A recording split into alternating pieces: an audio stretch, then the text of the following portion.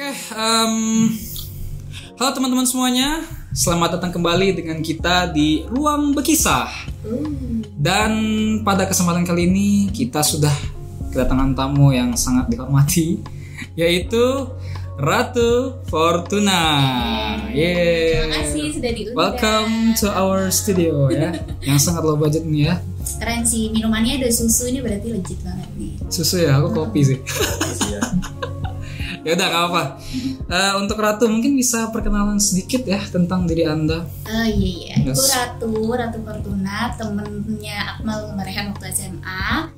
Sekarang Yes. lagi jadi mahasiswa akhir gitu yang nggak jelas juga kehidupannya sebenarnya, masih dibolehin lontang-lantung di kota orang ya. Kalian juga kan berdua kan lontang-lantung di kota orang ya. Yes, of course.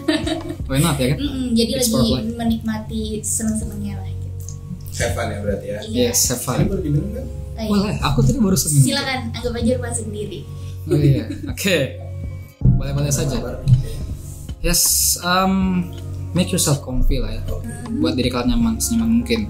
Udah nyaman sih. Jangan sampai ada suatu deli yang dibuat ya. Karena ini nih minumannya nggak enak apa-apa. Jangan sampai seperti itu. Oh iya. Jadi Saya mau kita- orangnya jujur, kalau misalnya bagus. kurang, saya minta lagi. Bagus, itu lebih bagus. Barbara ya sekalian. Barbara ya. Iya.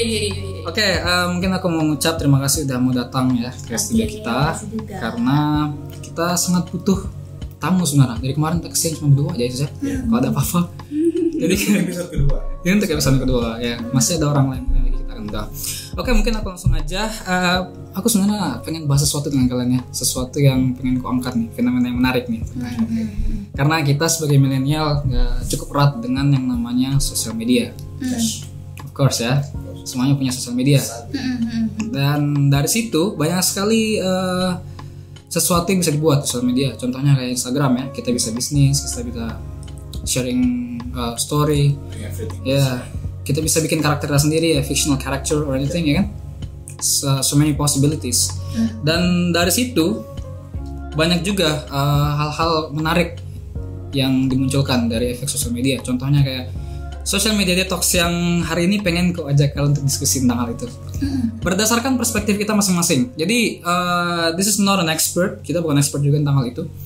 Jadi mungkin lebih ke perspektif kita masing-masing tentang social media detox. Mungkin aku bisa mulai ke gimana nih? Rehan dulu atau Ratu dulu nih yang ngomong kan? Tamunya lebih baik. Oh, tamu lebih baik ya? First, ya. Oke, mungkin bisa mulai dari Ratu. Apa nih? Kira-kira menurutmu nih ya, karena kan aku langsung tanya tentang social media detox. Kira-kira yang dirimu tahu lah tentang social media detox itu apa? Kira-kira dari pengalamanmu kayak atau punya pandangan apa gitu tentang social media detox? Kira-kira gimana? Kalau misalnya aku tuh sebenarnya kenal sama si istilah social media detox ini kayak sekitar setahun yang lalu gitu loh. Baru setahun yang lalu. Padahal ini sebenarnya sesuatu yang udah ramai banget dari beberapa tahun terakhir gitu. Ya. Nah itu tuh adalah karena udah ngerasa kok nggak happy ya kalau misalnya buka Instagram gitu kan. Instagram tuh kan tujuannya salah satunya untuk entertain gitu kan, biar kita happy gitu. Tapi kenapa sih kalau misalnya aku setelah buka Instagram kok rasanya nggak happy nih gitu. There's must be something wrong right kayak gitu. Yes. Enak ya terakhir. Kok malah kalau misalnya udah selesai tuh jadi kayak apa ya, kayak kepalanya tuh banyak pikiran kayak gitu. Kok mereka udah kayak gini ya, kok mereka udah kayak gini ya, Oh, kok aku ini masih kemana? belum apa-apa ya gitu. Ini kayak gini mereka. Maksudnya tuh mereka udah misalnya, oh mereka ternyata udah suksesnya tuh sampai segini, misalnya kayak gitu. Oh ini cewek cantik banget sih gitu kan, misalnya pinter banget ya cewek kalau dandan gitu misalnya. Lebih insecure gitu. Nah itu tuh Jatuhnya jadinya aja komparasi. nggak seneng gitu, kok nggak bahagia gitu. Ternyata bersumber juga dari Instagram sebenarnya informasi tentang social media detox ini. Akhirnya aku coba lah gitu. Ternyata tuh akhir baru-baru ini juga banyak banget sebenarnya beberapa public figure yang mereka juga ngelakuin itu. Makanya ini jadi satu yang banyak banget juga dibicarain akhir-akhir ini. Kalian tahu Aurel Hermansyah nggak? Aurel Hermansyah tahu. Tahu ya kan? Dia tuh sempet tuh dia ngalamin Keren, detox Instagram gara-gara dia pusing banget sama semua hatersnya di situ gitu. Dia Jadi lebih kayak, sakit sama hatersnya. Ya. gitu. Cukup menarik lah ya. Intinya kayak itu kan tadi yang kutangkap kan bisa jadi suatu ajang komparasi lah ya. Kayak kenapa diriku belum bisa mencapai tahap itu gitu. Tapi jujur aja kalau soal social media detox, aku belum masuk ke ranah itu dalam yang lebih dalam banget gitu loh. Kayak aku belum mencapai levelnya Aurel yang dia sampai stres nih karena haters. Oh, Tapi iya. tentu saja kita pernah masuk situ dalam artian dalam segmen yang berbeda. Iya. Kayak misalkan dari Rehan nih. kau pasti punya insight tentang itu secara perspektif. Menurutmu gimana? Tentang apa nih? Tentang social media detox. Sosial media detox. Kayaknya aku nggak ngeh ya kalau implementasinya sosial media detox. Tapi untuk mungkin treatment dari mereka lakukan dari pelaku sosial media detox itu tadi kayaknya relate gitu. Ya sama apa yang pernah aku lakukan. Apa tuh? Emang kamu pernah ngelakuin apa? Contohnya misalnya udah enak pakai sosial media itu bukan karena tentang ini komparasi ya antara diri pribadi dengan diri orang lain, tapi lebih ke arah ini kok yang follow sedikit, yang komennya ada. Another level lah ya dibanding sama orang-orang lain. Waduh, gak ada yang komen nih, Gimana Bung? Kita udah susah payahnya liburan gitu. Mungkin kita bisa ngasih lihat orang, ini kita liburan juga nih. Iya. Atau kita lagi bikin konten gitu, kayak kita bikin video waktu SMA gitu. Bikin video nggak ada yang nonton gitu, kayak sedih gitu. Nih apresiasi mana? Gitu. Atau mungkin kesalahan kita, mungkin kita waktu itu belum belajar tentang gimana cara memasarkan. Iya, jatuhnya ke marketing. Tapi lebih ke arah sana sih, bukan enek tentang ini seseriusnya enek ya, enggak sih, lebih ke arah emang dari awalnya gitu nggak tertarik sama sosial media. Iya. Tapi emang kalau soal itu kan, kalau soal marketing kan punya banyak cara kan. Terutama kita kan nggak bahas soal itu, tapi intinya kan kalau misalkan alasan seperti itu termasuk social media detoxification dalam artian ya there's no appreciation ya. Misalkan kayak gitu kan. Atau mungkin itu udah jadi kebiasaan kali ya. Kebiasaan orang. Nggak sih? Nggak sih? Apa dari SMA nggak pernah ada di grup kelas? Oh iya ya. Even sampai kuliah loh, seriusan. Kayaknya aku gak pernah ada di grup kelas. Terus yang ngasih info kan aku kan biasanya. Oh gitu. Ya kan? Biasanya ada orang dalam tuh. Ya iyalah. Itu aja gitu. That's more important. Ya, kita main pintar ya kan. Gak harus Antara pintar sama malas ya. Tapi kalau yang aku tahu itu ternyata orang itu mau ngelakuin social media detox itu emang alasannya itu bisa kayak macam-macam banget gitu. Bisa jadi dia emang ngerasa dia itu terlalu banyak membandingkan diri sama orang lain karena sosial media itu banyak banget ekspos informasi itu, atau juga dia ngerasa kalau sosial media atau Instagramnya dia itu kok nggak provide informasi yang dia pinginin kok. Ini kok sampah banget sih semuanya kayak gitu bisanya. Itu tuh ya, jadi dia kayak alas banget ke sini. Ya under expectation berarti ya. Itu juga bisa jadi. Wah itu kayak aku juga tuh biasanya. Kan? Itu mungkin yang akhirnya kamu move dari one kind of social media ke another. Iya bisa juga sih. Kalau aku dulu kan cukup aktif lah di Facebook, terutama misalkan dari SMP. Sebenarnya aku nyari keasikan juga di Facebook tuh, kayak dulu Facebook ada game yang macam-macam gitu kan. Oh iya. Kita bisa seru-seruan di sana ya kan. Dan juga dulu di Facebook kita bisa buka thread kayak status terus diskusi di komentarnya panjang-panjang. Kalau zaman itu kayak gitu. Iya. Dan entah kenapa setelah pindah ke SMA ya kan, Facebook kan udah mulai banyak tuh masuk kayak perubahan ekosistem, aku nyebutnya kayak gitu. Dan ya mulai nggak seru aja gitu loh, kayak banyak banget bukan privasi sih, kayak peraturan dari Facebook yang membuat kita sulit berbicara. Iya. Itu dulu, dan berubah akhirnya kita pindah ke Kaskus waktu itu. Akhirnya Kaskus nih. Wah, tapi jangan bilang ke orang ya. Wah, nggak tahu kok. Iya. Ya dari situ kita pindah, dan itu menurutku kan ya itu termasuk social media detox nggak kira-kira? Termasuk ya? Mungkin kamu mencoba untuk menghilangkan hal-hal yang tidak mengenakan dari sosial media dengan caramu sendiri tuh. Pindah dari satu platform ke platform lain. Iya, kan Kaskus kan termasuk platform juga ya, walaupun masuk kan? Ya, karena punya media yang beda-beda. Ya karena aku termasuk orang yang istilahnya kayak aku nggak mau masuk ke arus yang diikuti orang banyak. Intinya anti mainstream lah istilahnya. Lawan arus kayak ikan salmon. Oke, filosofi ikan ya. Iya, filosofi ikan mati kan enggak juga ya. Filosofi iwa salmon kan. Nice. Kira-kira kayak gitu. Dan kalau Instagram udah beda cerita sih. Kayak Instagram kan awalnya seru karena ya bisa posting foto, bisa buat video konten-konten dulu kan, kayak kita berdua kan kita bikin konten di Instagram. Viewsnya oke, that's sangat happy lah istilahnya. Very fun. Tapi entah kenapa kayak makin kesini aku ngerasa ternyata kalau kita kalau menurutku ya, kalau bagiku ya, kalau kita terlalu mengekspos diri kita ke Instagram contohnya, kayak kurang aja gitu lah. Menurutku kayak siapa yang mau lihat muka aku gitu. Aku merasa kayak gitu. Untuk apa aku share foto di Instagram, tapi orang kayak ini untuk apa? Tapi ini balik lagi ke insecure tadi. Itu kayak insecure itunya. Kayak aku merasa untuk apa gitu kan, tadi aku bilang berulang kali bilang untuk apa aku pakai Instagram. jadi kayak jatuhnya kayak insecure. Tapi kalau untuk sekarang kayak aku merasa kita pasti butuh Instagram juga, karena pertama banyak misalkan kayak media-media sosial atau media berita masuk ke Instagram, dan juga kalau misalkan kita pengen tahu informasi terkini, mereka tuh lebih banyak masuknya di Instagram. Contohnya kayak kumparan.com misalkan, Tempo juga, dan mereka engage-nya juga gampang kan di sana. Jadi makanya kayak seru aja gitu masuk ke sana buat baca berita terbaru. Dan salah satu alasanku untuk pindah ke Instagram dari Facebook adalah Facebook sekarang kan banyak berita-berita yang kurang benar lah, kurang tepat, hoax lah istilahnya kan.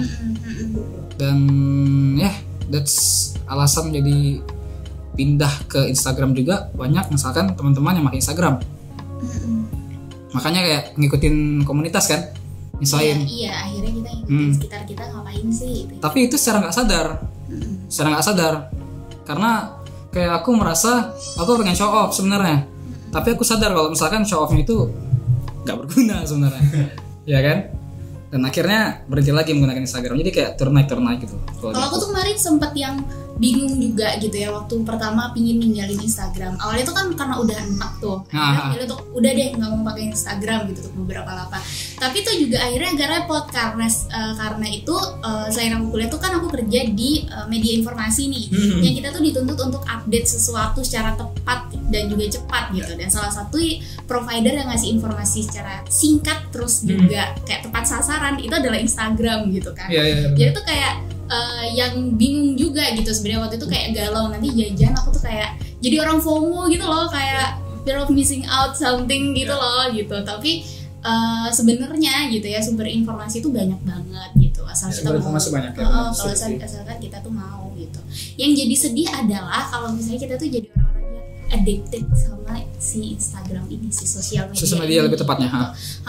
Kalau misalnya kita punya masalah nih gitu kan, dulu tuh sedih banget sih aku tuh kalau misalnya punya masalah sesuatu, apalagi masalah-masalah personal yang masalahnya anak muda, masalahnya cowok, masalah pertemanan gitu tuh ditunjukin gitu di Instagram karena kita nyari attention gitu, kita pingin diperhatiin gitu ya, ada apa gitu. Padahal itu kan sesuatu yang nggak sehat menurut aku nggak sehat juga ya. Padahal kamu iya kan udah toxic kan gitu, dan orang lain tuh ngeliatnya kayak apa nih gitu kan, ini apa nih gitu. Padahal attention itu kamu harusnya bisa dapat dari orang sekitar kamu gitu loh. Jadi seakan-akan sebenarnya dia kayak menjauhkan yang dekat, mendekatkan yang jauh.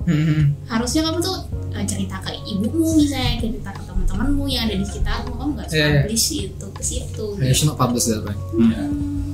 Terus cara kamu menghindari itu, atau mungkin kita tadi kan bahas nih tentang sosial media detox. Jadi kamu detoksifikasi apa yang kamu lakukan? Iya. Lebih prefer kemana? Jadi yang aku lakuin kemarin itu adalah metodenya aku hapus. Akunnya itu aku nonaktifin, terus habis itu Instagramnya aku uninstall gitu. Banyak orang tuh kan takut kayak misalnya lagi duduk di bank misalnya kayak gitu, terus kayak mati gaya, ngapain ya buka Instagram tuh biasanya kan kayak gitu kan. Itu emang kurasain kayak awal-awalnya tuh kayak agak mati gaya gitu loh. Misalnya di kampus nih nunggu kelas nggak ngapa-ngapain pasti buka Instagram gitu. Karena awal-awalnya pasti kayak ngapain ya gitu. Tapi ternyata dimulai dari itu aku tuh jadi berusaha untuk ngomong sama kanan kiriku, lagi ngapain, ada benar. Gitu. Ternyata hubungan yang kemarin tuh rasaku jauh gitu karena Instagram, sekarang tuh justru deket, dan itu koneksinya tuh ternyata selama ini ada di kanan kiriku dan aku nggak sadar gitu loh, karena asik sendiri gitu. Berarti menjadi lebih interaktif tuh Bang. Dan juga lebih sadar dengan keadaan sekitar sih. Ya kan, kita lebih peka juga terhadap lingkungan, intinya kayak gitu kan. Kalau cara aku ya Jas ya, terkait pertanyaan yang tadi, bagaimana caranya aku mendetoksifikasi sosial media. Aku sih lebih ke, aku nggak sampai uninstall juga sih, kayak aku mute aja. Kebanyakan tuh yang mengganggu tuh di subsidi biasanya Line, Instagram sama WA kan. Kadang share sesuatu yang nggak penting, makanya aku mute. Dan aku masuknya ke YouTube sih, karena kadang YouTube tuh kita bisa milih apa yang kita pengen tonton kan. Dan itu menjadi hiburan tersendiri sih bagi aku sebenarnya. Misalkan aku nggak enak banget nih, nggak mood lah istilahnya. Nah, apa yang bikin aku mood biasanya nonton kartun kayak kartun lama yang biasanya ya terdengar bocah tapi it makes me happy man. Why not gitu kan. Nah, itu salah satu cara yang aku lakukan. Atau bisa jadi cara yang lain, nggak usah buka HP sama sekali ya kan, taruh di meja, buka komputer, baca apa kayak jurnal atau baca jurnal ya? Ngeri. Kelas cendekiawan nih kayaknya nih. Sudah aku salah ngomong. Tapi ya itu literally yang aku lakukan. Itu yang aku lakukan. Atau ya kalau mau agak nakal dikit main game lah. Oke. Main game menurutku itu have fun lah, kayak main Fishing Planet, mancing ya kan. Tapi aku penasaran ya. Gimana cara kita mengklasifikasikan gitu? Ini orang ngelihat atau dari kita pribadi deh, kita masuk ke Instagram gitu dengan tujuan misalnya kita nih bermedia sosial gitu. Misalnya kayak oke, ini kita sekarang media sosial ini kan pasti orang datang ke Instagram pun, contoh aja ya misalnya ada yang ngelihat mungkin cuman entertainingnya, ada yang mungkin pengen belanja online lihat kayak gitu ke Instagram dulu, kan di market kan ada di sana tuh ya kan, lihat produk lah ya, segala produk. Mungkin ada yang ngelihat, mungkin ada yang stalking gitu, ya kan. Terus ada yang conversation juga tuh di live chatnya, live chat. Atau mungkin ada yang live chat juga mengedukasi kayak sebagainya gitu. Dan itu kan ada dua framing nih, satunya entertaining, satunya yang purely media sosial gitu. Nah, itu gimana cara mengklasifikasikan? Kan karena nih dua user ini gitu, dalam dua frame yang berbeda tadi bakal jadi sama gitu kecanduan. Satunya budak konten, satunya gila konten gitu. Iya kan? Si budak konten ini tadi berusaha untuk mengikuti terus nih perkembangan apa nih yang dibikin dari konten creator itu tadi. Nah, si konten creator dia bisa bikin sesuatu yang lebih advance lagi gitu. Misalnya kayak saking pengen dilihat gitu, mungkin dia bakal atraksi yang lebih gila lagi, semakin lebih gila lagi. Biar dapat tontonan kan? Biar dapat tontonan pastinya. Satu gimana? Karena ini dua-dua sama-sama toxic. Satunya cuman pure buat entertaining, satunya pure untuk bermedia sosial. Kalau menurutku nih ya, pun lebih apa ya, secara lebih spesifik Instagram sendiri dia tuh kan juga punya interest ya, dia akan berusaha gimana mengusahakan apapun biar si penggunanya tuh terus membuka media sosialnya dia, makanya dia punya algoritma dan itu kan, akhirnya dia nunjukin apa yang kita suka secara terus menerus gitu. Jadi tuh kayak rasa candu ke Instagram itu sesuatu yang kayaknya tuh semua orang tuh at the end tuh akan menghadapi gitu menurutku ya. Tapi tuh akhirnya gimana sih kita tahu kalau ini udah toxic nih gitu, ini udah harus di detox, itu adalah kalau misalnya kamu udah nggak happy lagi setelah melakukan itu gitu, setelah buka Instagram gitu. Itu indikasi lah ya. Menurutku itu, karena menurut dari awal yang kujadikan parameter kenapa waktu itu aku akhirnya ngedetox si Instagram ini adalah aku nggak happy lagi gitu loh ngelakuin ini. Kok jadi kayak sesuatu yang bikin banyak pikiran gitu loh.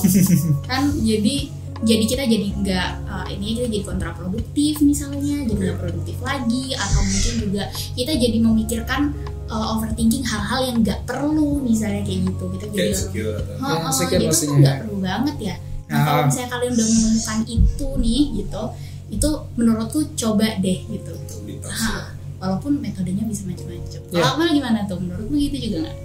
Balik ke pertanyaan yang tadi ya kan, tentang klasifikasi tentang dua user itu kan. Kalau menurutku nih ya, sebenarnya dari sosial medianya kayak yang Ratu bilang, itu sudah dibuatkan algoritma khusus ya kan, kayak dia bilang dibuatkan algoritma yang dimana kau suka tonton itu dimunculin terus, dikasih.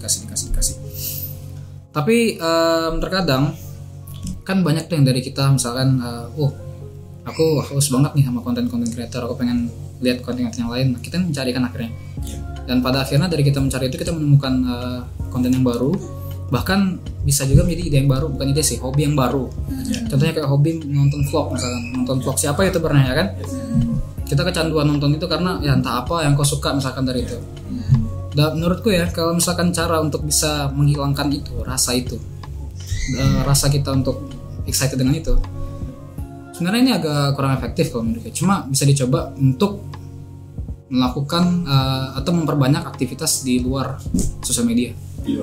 Berarti lebih ke real life-nya dia. Lebih ke real life ya. Karena kadang kan orang-orang yang misalkan, ini videonya baru diupload nih misalkan 5 detik yang lalu udah komen misalkan. Kebanyakan tuh dijudge ini akhirnya. Kok gak punya hidup nih, no life gitu kan. Wibu apa segala macam ya kan.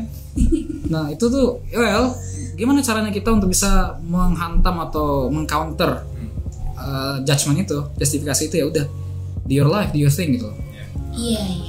Dan terkadang kalau misalkan kita punya aktivitas, kita nggak bakal masuk ke sosial media sih. Karena misalkan kita buka YouTube karena kita nggak punya sesuatu yang dilakukan misalkan, karena kita ada free time, ada spare time. Akhirnya, I want to do something, apa ya, oh ya nonton deh gitu. Itu tadi yang menurunkan produktivitas ya. Nonton apa, nonton horor kayak, nonton YouTuber main game kayak atau apa gitu kan. Tapi kalau misalkan kita punya aktivitas di luar, well kita akan lupakan semua itu cuy. Even doing something shit ya. Even doing something shit gitu loh. Kayak nongkrong aja. Kayak nongkrong. Kok pas kok ingat waktu. Ya waste time kan. Tapi bakal ada experience diceritain tuh dalam ya. Dan tongkrongan yang baik kan pastinya well semuanya ngobrol ya kan.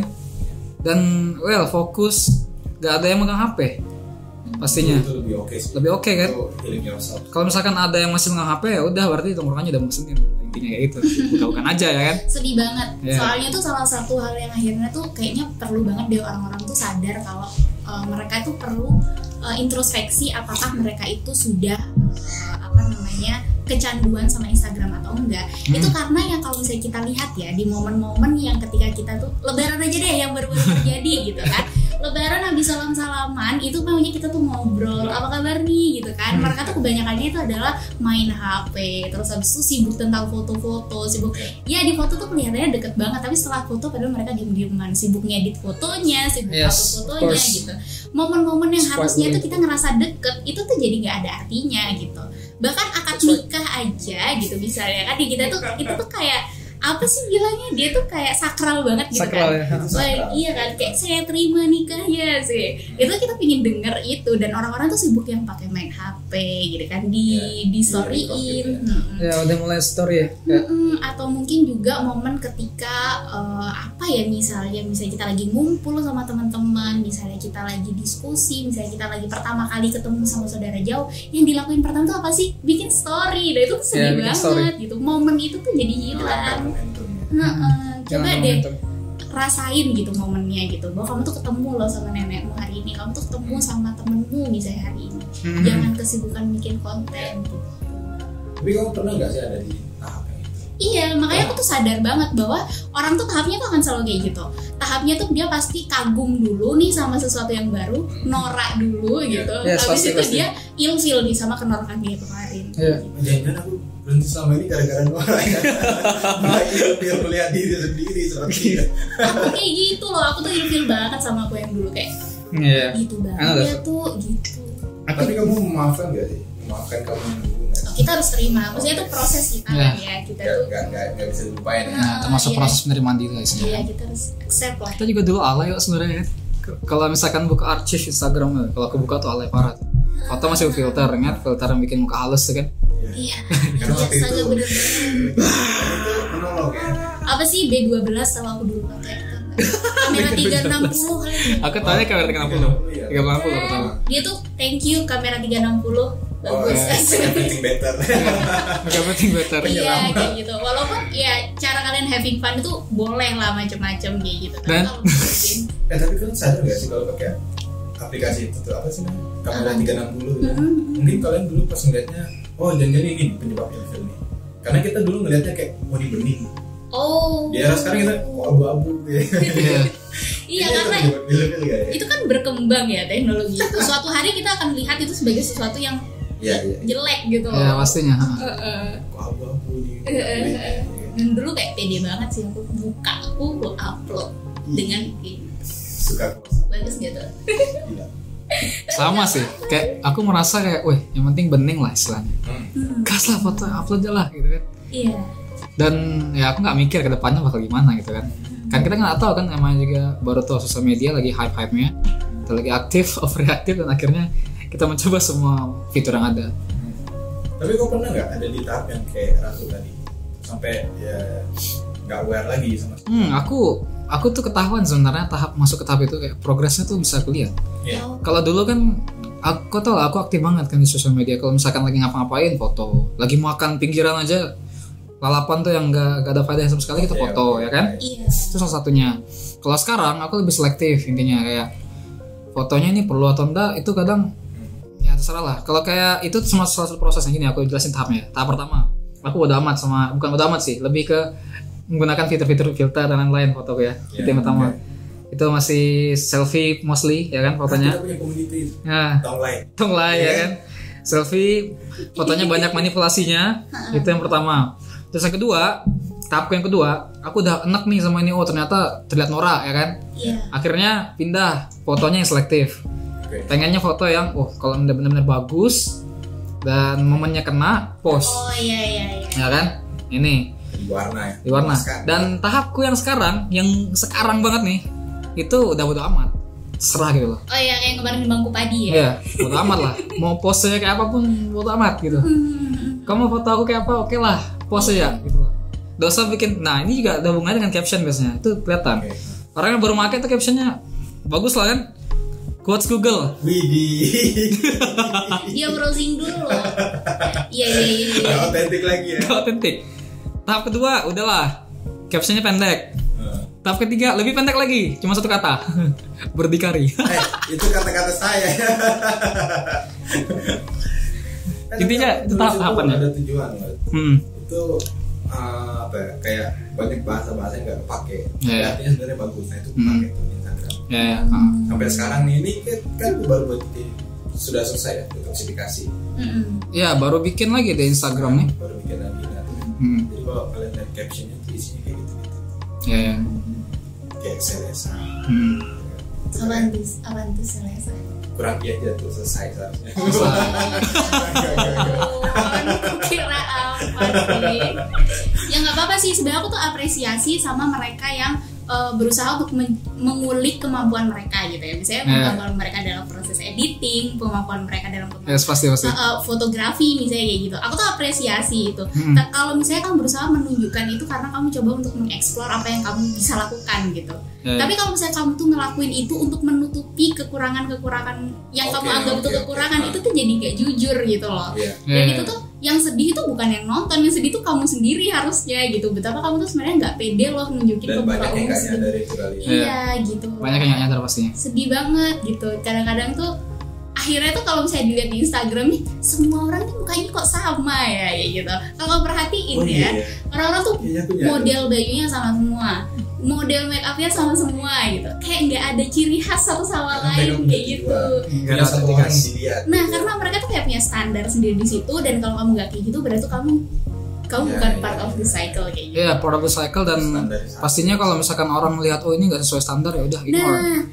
Dan standar itu tuh unreal gitu loh menurutku gitu. Dan aku sebagai cewek nih yang sensitif banget masalah fisik misalnya kayak gitu kan biasanya. Terus habis itu masalah update baju-baju baru. Nah itu tuh jadi satu yang problematik gitu loh akhirnya di hidupku masa remaja yang masih kayak. Dan itu menimbulkan resiko-resiko itu ya. Jadinya tuh kok nggak happy gitu loh nontonnya gitu sih akhirnya. Itu gila sih ya, sampai orang bisa ngerasapin nih udah nggak happy lagi buka sosial media. Iya udah nggak happy. Kayaknya nggak pernah deh sampai ke step sana gitu. Aku juga punya kakakku juga bukan orang yang kayak gitu. Dia tuh orang yang sampai sekarang dia masih pakai sosial media. Dia nggak pernah yang kayak detox sosial media, tapi dia tuh tahu gitu gimana cara memfilter sesuatu yang emang penting untuk dia lihat dan nggak penting untuk dia lihat. Well itu it's wise I think. Iya kalau misalnya kalian termasuk orang gitu ya bersyukurlah gitu. Oke. Aku nggak mikir ya selama ini sih tentang sosial media. Sama aku juga nggak terlalu mikir. Yang penting post aja udah. Aku sampai tahap itu. Apalagi kalau sekarang kan ya.